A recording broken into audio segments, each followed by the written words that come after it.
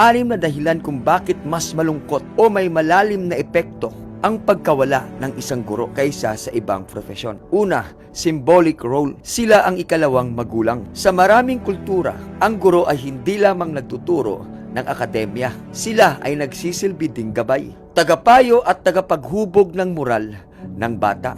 Kaya naman ang pagkawala nila ay parang pagkawala ng isang mahalagang haligi sa lipunan. Pangalawa, epekto sa maraming buhay. Ang impluensya ng guro ay kadalasang panghabang buhay at pang-emosyonal. Dahil kung ito ay nasa isang karera, isang guro ay humahawak ng daang-daang estudyante na bawat isa ay may personal na alaala sa kanya.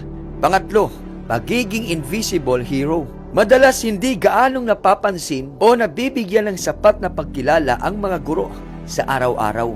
Kapag nawala na sila, biglang doon nagiging malinaw ang lahat ng kanilang naiambag.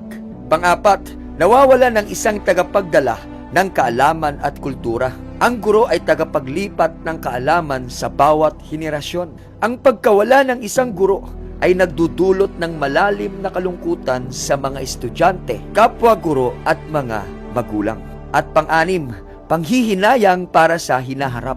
May pakiramdam na sayang para sa mga estudyanteng hindi niya na maabutan, para sa mga mag-aaral na hindi na maidudulot, at para sa potensyal na impluensya sa hinaharap na hindi na magaganap.